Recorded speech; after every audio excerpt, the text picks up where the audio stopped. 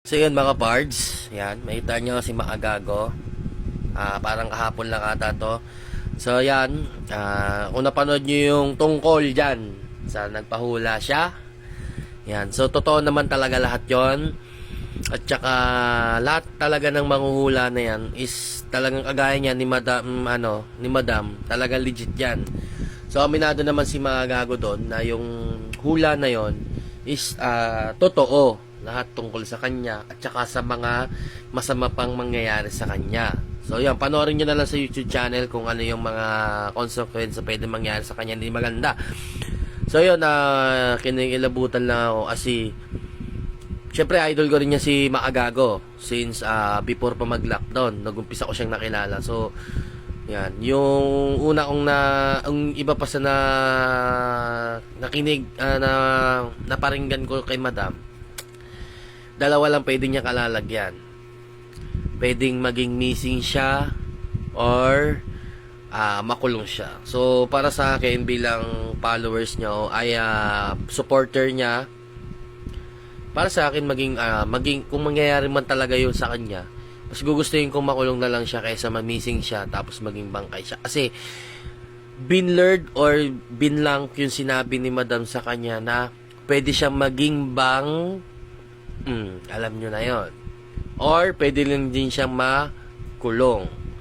So para sa akin mas gusto ko yung makulong na lang siya kasi lahat talaga nahulaan sa kanya tungkol sa business, illegal gambling, ganyan. May taong kumokontrol sa kanila dahil sa illegal gambling na ginagawa nila, etc. etc.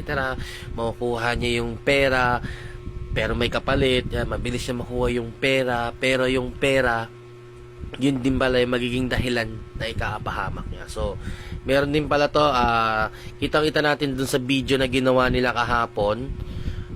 Meron siyang business or investment na parang illegal gambling o something na kung ano, na yun din yung magpapahamak talaga sa kanya ng sobra. Okay, so nakakilabot na panood ko po, Madam, idol, napanood ko yung video nyo. So talagang first time ko makitang masyak si Maagago doon. First time ko siyang matakot sa sarili niya. First time ko siyang makitang matakot sa paligid niya. Yung alam niyo yung yung pakiramdam ko dati na kasi Maagago yan eh. Yung pakiramdam na akala ko dati pang talagang matapang ka is kaya mo talaga kahit takapang-tapangan ka, kaya mo talaga. Kasi nakikita ko yung ganung motivation kay Maagago. Kaya yung iba sa atin na umiidolo sa kanya, may mga ibang vlogger na parang ginagaya rin siya, trust talk, kung ano man, real shit, shit, kung ano man yun, ginagaya siya. So bilang sa akin, dahil lumalakas din yung loob ko dahil sa kanya, ay parang ngayon baliktad na kasi parang yung parang pinaka big boss mo o yung pinaka founder nyo, halimbawa siya yung pinaka boss o master ko sa kung fu, karate, o anumang gulo na malakas o clan or yung tatawag na samahan o yung founder, yung pinaka founder mo, yung master mo na pinagkakatiwalaan mong kaya ang lahat, kaya lahat ng pagsubok, kaya lahat ng kung ano man kasi master mo siya, walang makakatalo. At nakikita mo sa master mo na sa mukha pa lang niya, malakas siya. Sa expression ng mukha niya, matapang siya, malakas siya, malupit siya, matikas siyang tao. Pero deep inside, nung nakita mong natakot siya, naduwag siya, mas nagdoble yung takot. Ganon din yung naramdaman ko yung Maagago kasi supporter niya ako eh. Tapos maganda yung content niya. So behind na tumitira siya ng mga big time kung ano man sino man tao, parang gusto ko rin gayahin yun. At saka mas lumalakas din yung loob ko na mang shit din na ibang tao dahil sa kanya. So dahil sa nakita ko sa reaction niya, dahil sa nakita ko sa video na ginawa nilang dalawa, yung pang kilabot niya sa sarili niya, parang kami rin mga supporters niya mas doble kasi siya yung inaasahan namin na ganito ganyan. So yun, mas gugustuhin namin, idol, na makulong ka lang kaysa maging missing ka at maging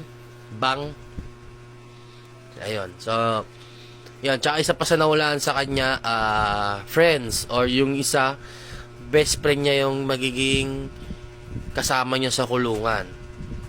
Or pwede marami pang consequence na pwedeng mangyari sa kanya. Pwedeng mapaaga yon or pwedeng maiba. Kaso nga lang na missing siya, wag naman sana, no. Tapos isa pa doon, parang tingin ko yung online or yung investment na negosyo na inaano niya yung ini-invest niya na online. Parang tingin ko parang yun ng mga online game. O saan nagpo-promote, ganyan. So marami, nakita nga doon sa baraha na maraming naglalaro.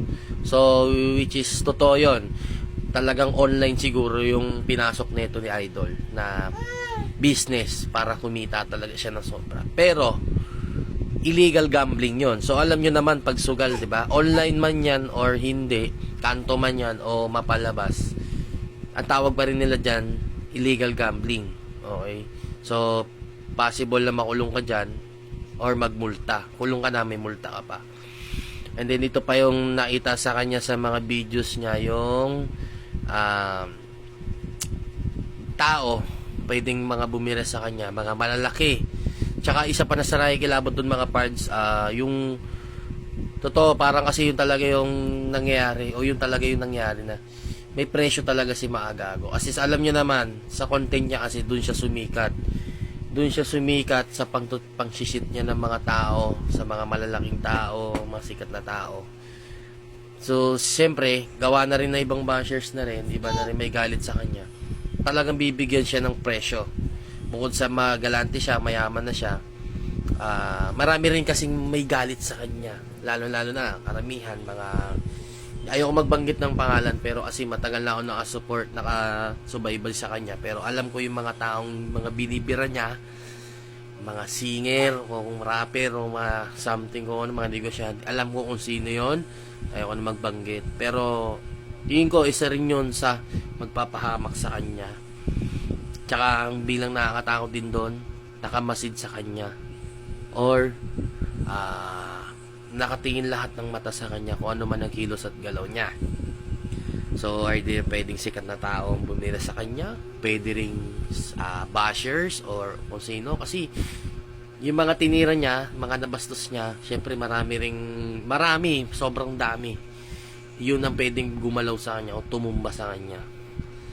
So, kayo, yung mga ibang supporter ni Idol, kung ano man yung content niya, wag na natin gayahin. Kasi, dahil dito sa ginawa niya, sa pagpapahula niya, babaguhin niya na yung maling nakasanayan niya, maling content niya. So, okay naman yung content niya, pero babaguhin niya na yun simula sa araw na ito. Kasi, grabe, hindi ko makapaniwala na nahulaan niya yung niya, yung sariling buhay niya, kung ano meron siya, may pera siyang paparating next week, nahulaan, basta grabe. So, yan Idol, ingat ka na lang. Sana baguhin mo yung content mo. Okay lang, kahit kahit iba na yung content mo, nakasupport pa rin kami sa'yo.